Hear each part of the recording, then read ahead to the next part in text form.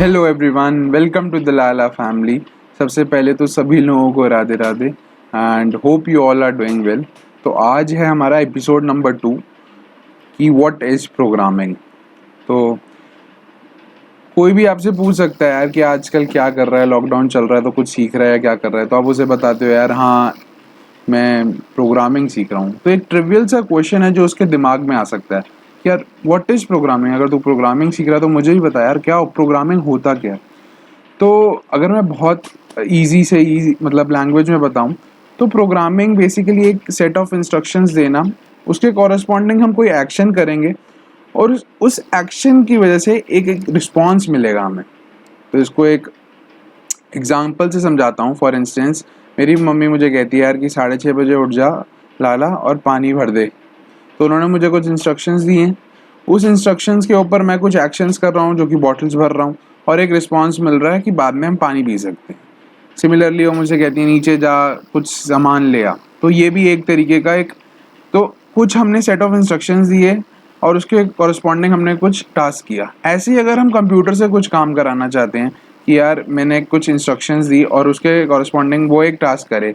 For instance let's say जैसे कि अगर मैं यहाँ पे ये लैपटॉप पे अपने ये माउस के कर्सर को घुमा रहा हूँ तो ये भी प्रोग्रामिंग की वजह से हो रहा है। तुम गूगल कुछ करते हो वो भी एक प्रोग्रामिंग की वजह से हो रहा है।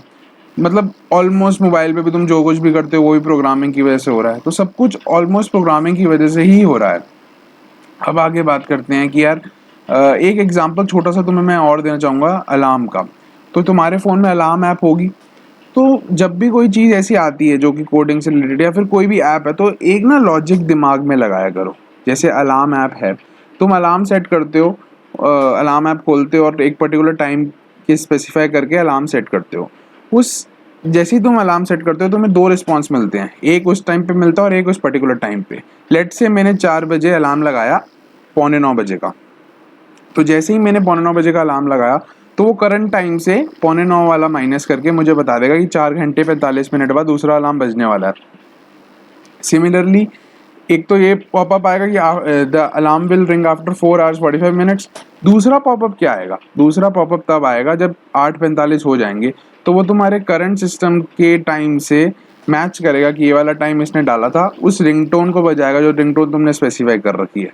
तो यहाँ पे भी पीछे एक सेट ऑफ इंस्ट्रक्शंस चल रही हैं प्रोग्रामिंग में, और यही मैंने नीचे बताया है कि यार programming is the process of creating a set of instructions that tell a computer how to perform a task. ठीक है। और बहुत सारी लैंग्वेजेस होती हैं कंप्यूटर प्रोग्रामिंग, वो भी बताएंगे क्या होते हैं। तो तुम्हें ये समझ आ गया कि प्रोग्रामिंग क्या होती है। तो आगे बढ़ते हैं। तो अब आता है कि यार ठीक है प्रोग्रामिंग तो समझ आ गई, तो अगर मैं बोलूँ कि मेरे पास एक आइडिया है और मैं वो कंप्यूटर को बता दूँ और कंप्यूटर उसके कॉरस्पॉन्डिंग मुझे बोल दे कि यार ये लो आपकी ऐप। जैसे मैं कंप्यूटर को बोलूँ ये मेरा आइडिया है XYZ, ये मेरा स्टार्टअप का आइडिया है, ये मेरे दिमाग में आ रहा है, और मैं कंप्यूटर को बोलूँ और कंप्यूटर मुझे उसकी ऐप या वेबसाइट जो भी मुझे चाहिए वो बना के दे दे। ऐसा नहीं होता। क्यों? क्योंकि देखो कंप्यूटर की लैंग्वेज वो नहीं है।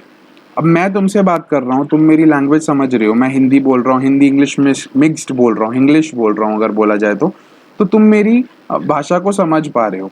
कंप्यूटर इतना कैपेबल नहीं है कि इतनी वर्सेटाइल लैंग्वेज को समझ सके। उसको सिर्फ 0 1 समझ आती है, उसको और कुछ समझ नहीं आता। तो अब 0 1 समझ आती है तो अब क्या कर सकते हैं हम? तो इसके लिए आता है कॉन्सेप्ट ऑफ प्रोग्रामिंग लैंग्वेजेस का। तो जैसे पाइथन हो गई, जावा हो गई, जावास्क्रिप्ट हो गई। अब लैंग्वेजेस भी दो तरीके की होती हैं। जैसे अगर ये एरो देखोगे तो जो 0 1 या जो कंप्यूटर लैंग्वेज जिसको हम मशीन लैंग्वेज कहते हैं, जो मशीन लैंग्वेज के पास यहाँ पे कहीं पे होंगी लैंग्वेजेस, उनको हम बोलते हैं बेसिकली असेंबली लैंग्वेजेस कहते हैं उनको हम। लो लेवल लैंग्वेज है उनका मेन नेम। और ये होती है हाई लेवल लैंग्वेज। अब लो लेवल लैंग्वेज और हाई लेवल लैंग्वेज से क्या मीनिंग है? लो लेवल लैंग्वेज वो होती हैं जो मोर कंप्यूटर टूवर्ड्स होती हैं। अगर आपने कभी एक सब्जेक्ट आता है जो कि है micro processor and micro controllers, जिसने भी बीटेक करी होगी उसने ये पढ़ा होगा। अगर आप कंप्यूटर साइंस या आईटी बैकग्राउंड से हो तो उसके अंदर हम लो लेवल लैंग्वेज पढ़ते हैं। जैसे एमओवी मूव होता है, एल शिफ्ट होता है, हार्ड शिफ्ट होता है, और बहुत सारी कमांड्स होती हैं जो बहुत डिफिकल्ट होती हैं और जिसको आप नहीं समझ सकते। बट हाई लेवल लैंग्वेज जो होती है वो ह्यूमन रीडेबल होती है और समझ आ जाती है। तो पाइथन और जावास्क्रिप्ट रियली बहुत ईजी हैं और बहुत ईजिली समझ आ जाते हैं। तो ये दोनों बहुत अच्छे एग्जाम्पल हैं। तो चलो ठीक है, अब यहाँ तक हमें समझ आ गया कि प्रोग्रामिंग क्या होती है, प्रोग्रामिंग लैंग्वेज क्या होती है। अब प्रोग्रामिंग लैंग्वेज की नीड क्या है समझ आ गया, क्योंकि यार उसको समझ नहीं आता कि 010 उसको बस समझ आता है और हम नॉर्मल लैंग्वेज अपनी बोलते हैं, तो इसलिए हमें प्रोग्रामिंग लैंग्वेज की नीड है। बट स्टिल अभी भी काम पूरा नहीं हुआ, हमें चाहिए एक ट्रांसलेटर। तो देखो यहाँ पे जावा और पाइथन और जावास्क्रिप्ट मैंने कुछ सोर्स कोड लिखा। अब सोर्स कोड को मैंने क्या करा, सोर्स कोड को मेरे को ट्रांसलेटर को तो एक भेजना पड़ेगा ना, जो इसको कन्वर्ट करेगा एक मशीन लैंग्वेज में और मशीन के पास भेजेगा। समझ रहे हो? तो इसके अंदर होता क्या है बेसिकली, इसकी वर्किंग बताने के लिए मैं तुम्हें एक इमेज के पास दिखाता हूँ कि एक ये इमेज है। जैसे कि फॉर एग्जांपल मैंने पाइथन में कुछ लिखा, define function a comma B C equals to A B. यहाँ पे कुछ भी नहीं हो रहा, बट अभी समझ नहीं आ रहा, तो कोई टेंशन लेने की बात नहीं है कि यार यहाँ पे क्या हो रहा है, ये c इक्वल टू है। बट बेसिकली समझो कि कुछ कोड लिखा हुआ है, उसको ये सी पाइथन कंपाइलर। अब बोलोगे यार सी पाइथन कंपाइलर क्या कर रहा है, वो भी बताऊंगा। तो क्या कर रहा है कि ये कोड ले रहा है, इसको कन्वर्ट कर रहा है एक बाइट कोड में, और बाइट कोड जो है वो बेसिकली एक तरीके की लो लेवल लैंग्वेज है, उसको ये इंटरप्रेटर के पास भेज रहा है। फिर वहाँ इंटरप्रेटर से ये जाएगा आपका मशीन लैंग्वेज का और एक इंस्ट्रक्शन भेजेगा, और उसके बाद वो परफॉर्म होगा। होप करता हूँ यहाँ तक तुम सब लोगों को समझ आया। तो बेसिकली अगर हम देखें कि यार पाइथन क्या है, मतलब जब तुम पाइथन, अगर तुम यहाँ से जाओगे, यहाँ पे सर्च करोगे python.org, ठीक है ना। तो जैसे ही यहाँ पे तुम आते हो python.org पे, तो तुम देखोगे कि यहाँ पे बेसिकली यहाँ से तुम डाउनलोड कर सकते हो पाइथन को। 3.9.4 करंट वर्जन है। बट एक्चुअली में क्या है, पाइथन एक बेसिकली स्पेसिफिकेशन है, जहाँ पे डिफाइन का मतलब ये है कि यहाँ फंक्शन डिफाइन हो रहा है, मतलब हर चीज़ का कुछ मीनिंग है। एक डेफिनेशन है कि ऐसा स्पेसिफाई होता है कि यार अगर डिफाइन लिखा हो तो ये होता है, अगर क्लास लिखो तो क्लास होता है। तो अलग अलग इंटरप्रेटर्स होते हैं।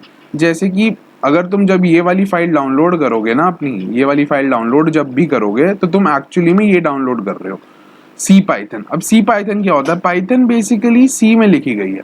तो सी एक प्रोग्रामिंग लैंग्वेज है जो कि बहुत वास्टली यूज होती है, तो और बहुत फास्ट भी है। तो पाइथन को सी में लिखा गया है। तो जब भी तुम ये डाउनलोड करोगे तो ये वाला एक तरीके से इंटरप्रेटर जो है वो डाउनलोड हो रहा है, और जब भी तुम कुछ काम करोगे तो इसके अंदर सारी इसको यूज़ किया जाता है। सिमिलरली और भी इंटरप्रेटर्स और कंपाइलर्स, जैसे जाइथन प्रोजेक्ट बहुत फेमस है, जो कि पाइथन फॉर जावा प्लेटफॉर्म है।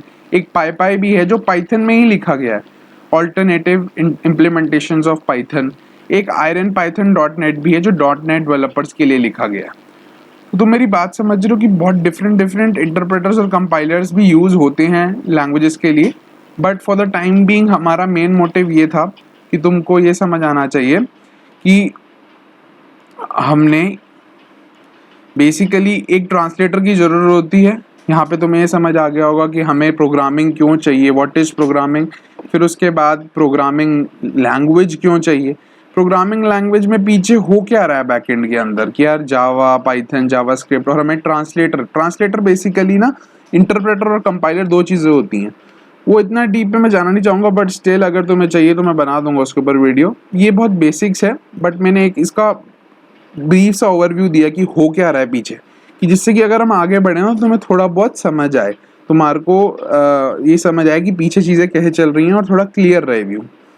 ठीक है, so thank you for watching the video, और सब्सक्राइब कर दो। मैं नीचे लिंक्स डाल दूंगा, अपना इंस्टाग्राम हैंडल भी डाल दूंगा, और यूट्यूब तो देख ही रहे हो तुम उस पर। अगर कंटेंट अच्छा लग रहा है तो लाइक भी कर देना और सब्सक्राइब कर देना। Thank you so much for watching the video, and Radhe Radhe, bye bye.